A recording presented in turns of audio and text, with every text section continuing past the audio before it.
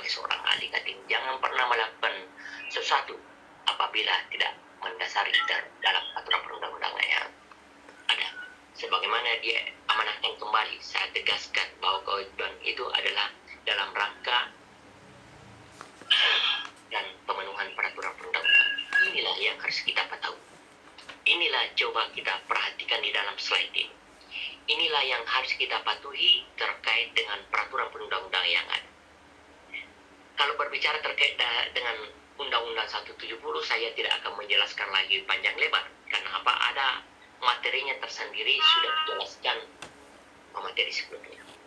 Nah, sekarang yang saya akan jelaskan di sini adalah terkait dengan aturan pelaksanaan. Aturan pelaksanaan tidak akan pernah terlahir apabila tidak ada payung hukumnya. Payung hukumnya yang mana adalah Undang-Undang 170.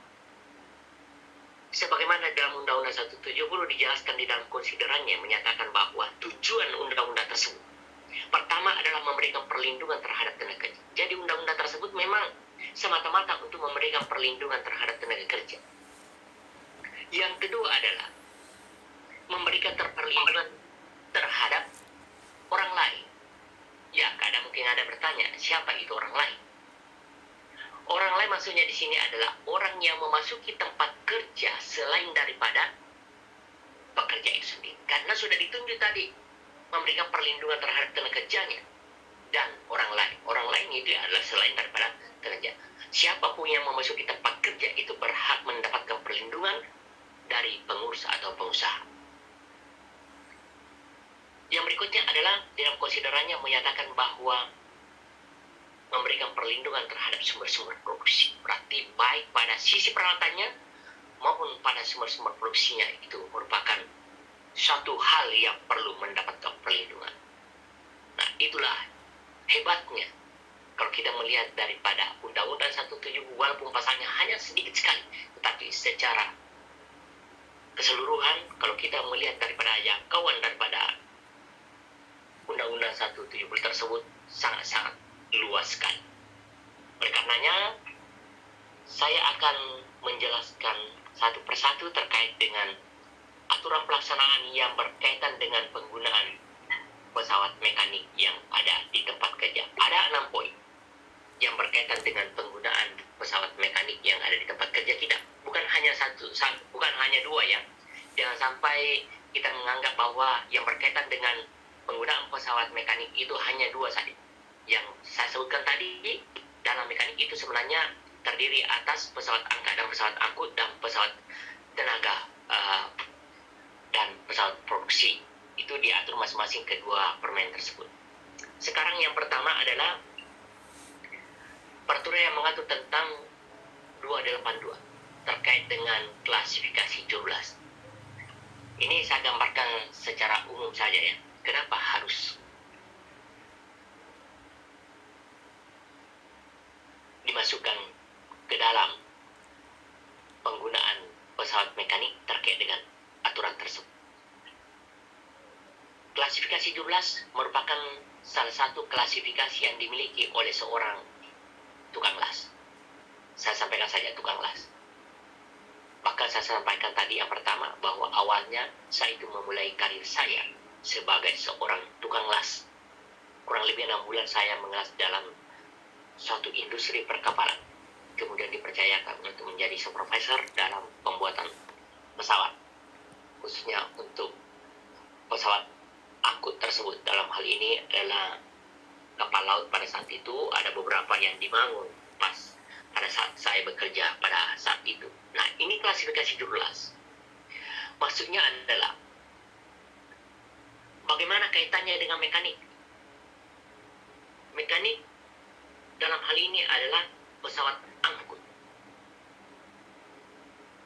Pesawat angkut, pesawat angkat masing-masing memiliki suatu konstruksi.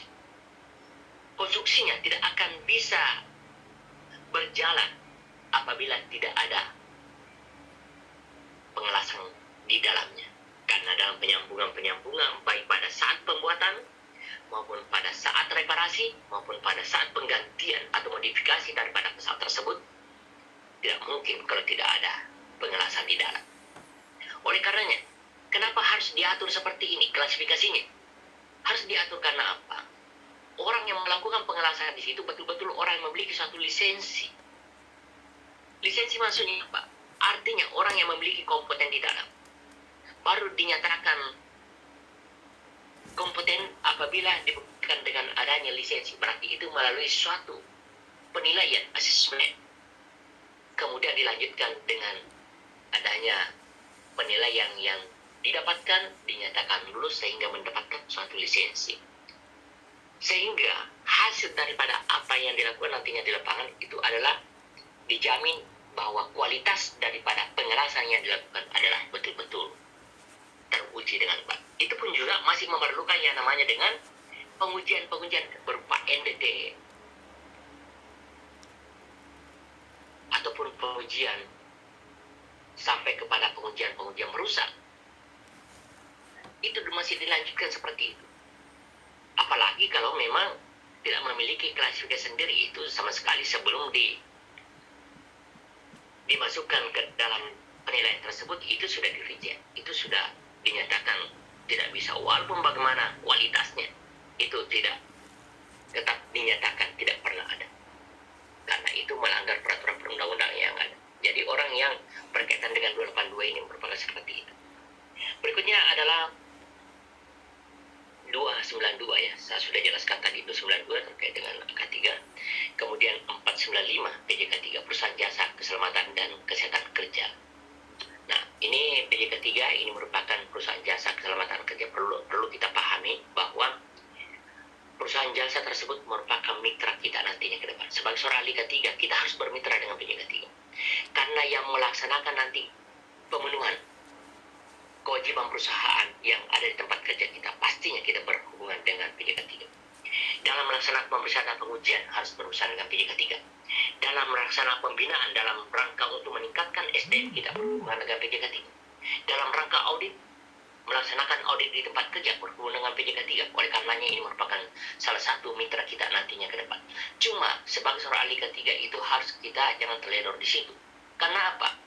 Banyak PJK 3 yang melaksanakan tugas-tugas tersebut itu tidak sesuai dengan SKP-nya. Oleh karenanya kita sebagai seorang ahli K3 di sini harus memastikan bahwa kerjasama kita dengan PJK 3 itu adalah harus kita buktikan dulu apakah sudah memiliki SKP terkait dengan apa yang akan diuji.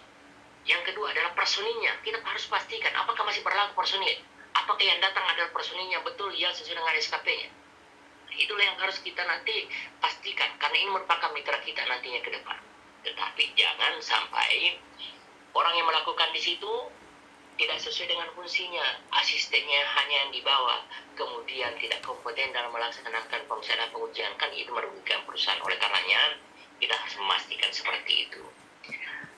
Berikut adalah 38/2016 terkait dengan pesawat tenaga dan produksi. Berarti kalau di sini adalah standarisasi dalam peraturan tersebut adalah peraturan yang menjelaskan secara teknis bagaimana menggunakan daripada pesawat tenaga dan produksi, sama dengan 08/2020 tentang K3 pesawat angkat dan pesawat angkut adalah salah satu aturan yang menjelaskan secara teknis mengenai daripada penggunaan pesawat tersebut. Dan terakhir ada BPRI 0205 tahun 2021 tentang penyelenggaraan perizinan usaha berbasis risiko. Inilah aturan-aturan dasar yang harus kita pahami terkait dengan aturan yang berkaitan dengan penggunaan pesawat mekanik yang ada di tempat kerja kita masing-masing. Sampai di sini ada pertanyaan?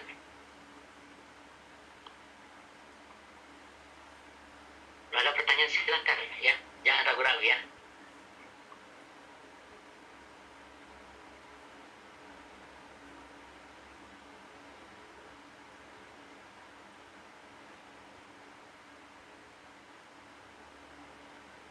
Oke, kalau tidak ada, saya lanjut ya. Izin Pak. Ya, ada pertanyaan? Pertanyaan Pak. Ya Pak. Iya, silakan ada. Yang masalah peraturan Menteri Tenaga Kerja bagian apa? Itu klasifikasi dirulas. Iya, oke. Nah, kayak gini Pak.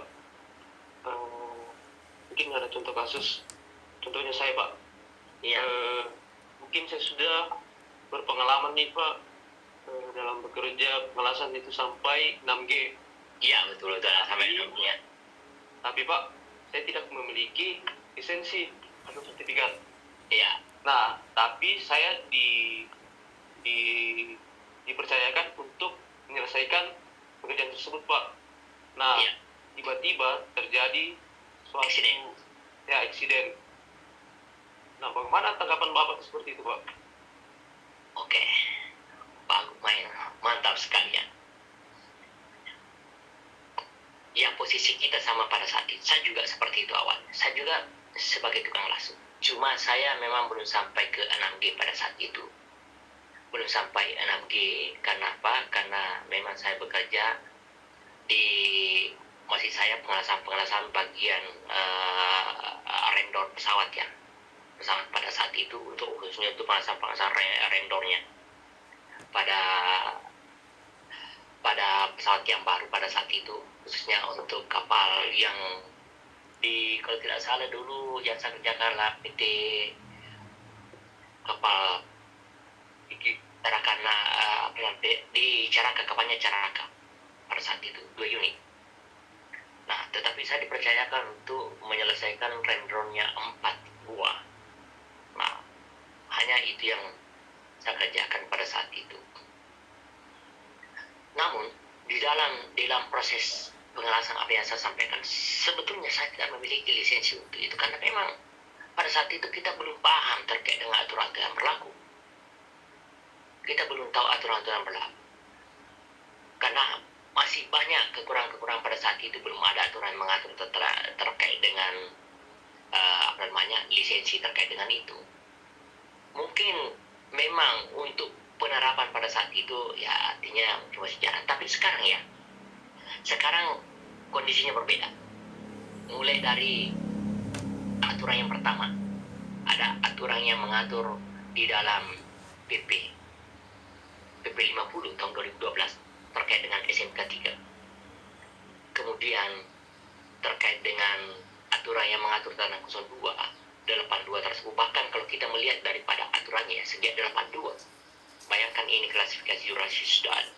Berarti pada saat itu betul sudah diterapkan terkait dengan itu. Nah, sekarang ketika kita melihat kondisi apa yang disampaikan tadi rekan kita, bahwa dalam sisi kompeten, bagaimanapun kita memiliki klasifikasi sampai 6G, itu sudah full 6G. Posisi 6G itu pada saat kita mengelas bukan lagi misalnya pengelasan pipa ya, bukan lagi kita yang bukan pipa yang berputar, justru kita yang berputar. Itu salah satu ukuran itu bagaimana kita menyelesaikan suatu pengelasan dengan pada posisi 6G tersebut. Nah, pada sisi inilah dinyatakan bahwa kita sudah memiliki kompetensi sampai di sini.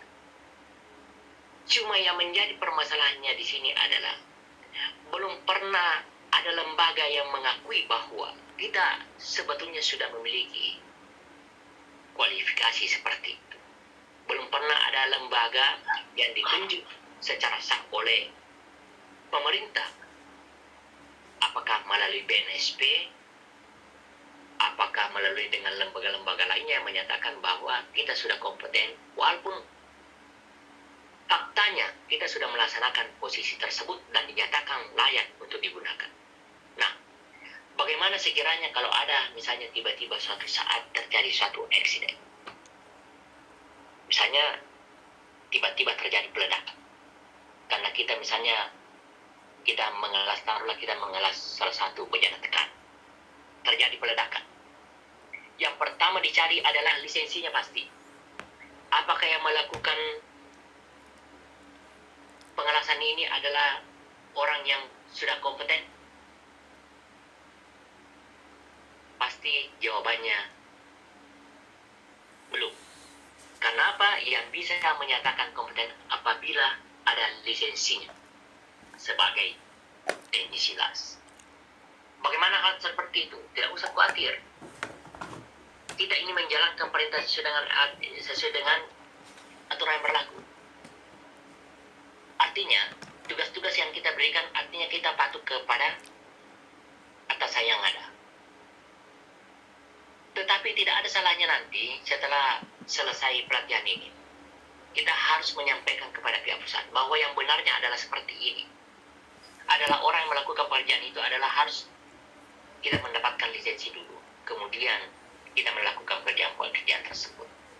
Karena apa yang kita khawatirkan, kalau tidak ada masalah, tidak ada masalah.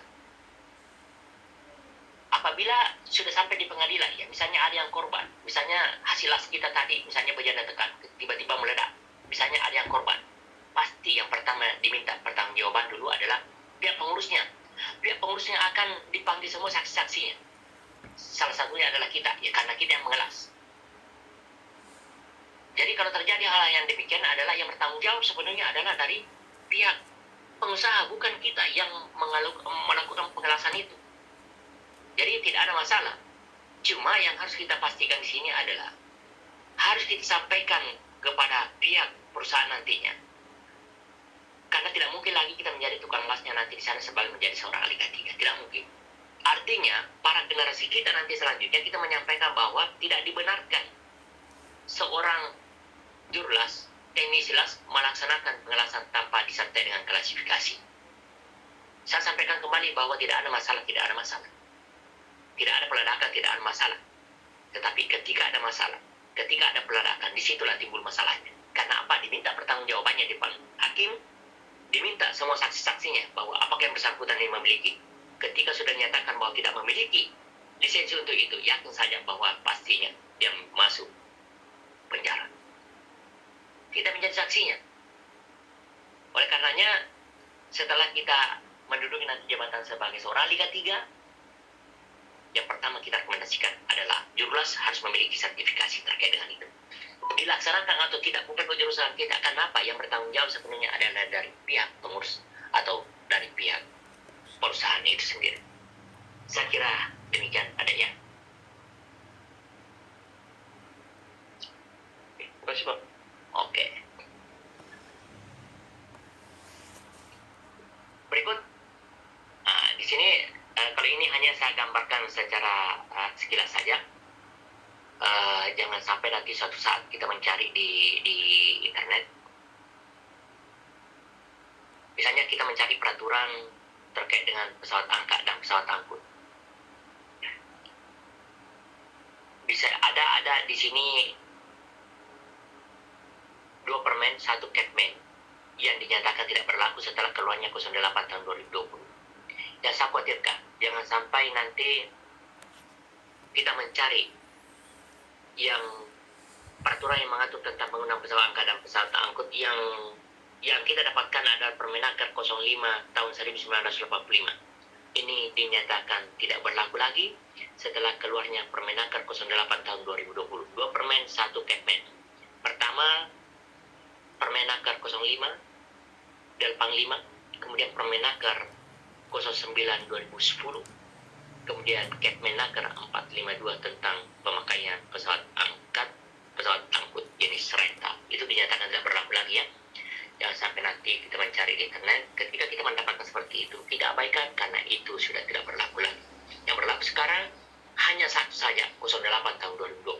Semua aturan ini sudah ditransfer keseluruhan isinya ke dalam Permenaker 08 tahun 2020.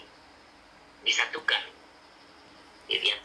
Berikutnya, setelah berlaku 38 tahun 2016, maka dinyatakan tidak berlaku Permenaker 04 Delpang 5. Kemudian surat edaran Direktur Dirjen 01 2009, dan terakhir adalah Kepdir 75. Itu dinyatakan tidak berlaku karena keseluruhan isinya ini ditransfer juga masuk ke dalam Permenaker 38 2016. Itu hanya penyampaiannya, penyampaian kepada adik-adik sekalian. Jangan sampai kita terjebak nanti ketika kita berada di lokasi, karena kadang itu tiba-tiba kita mencari referensi. Ketika kita berada di lapangan, kita salah satu fasilitas yang bisa kita gunakan adalah mencari di internet terkait dengan peraturan mengatur terkait dengan itu. Itu hanya peringatan kepada adik-adik sekalian supaya kita tidak salah dalam menerapkan peraturan-peraturan yang ada. Baik, berikut yang ketiga adalah kita masuk ke pengertian. Pengertian pengawasan K3 mekanik adalah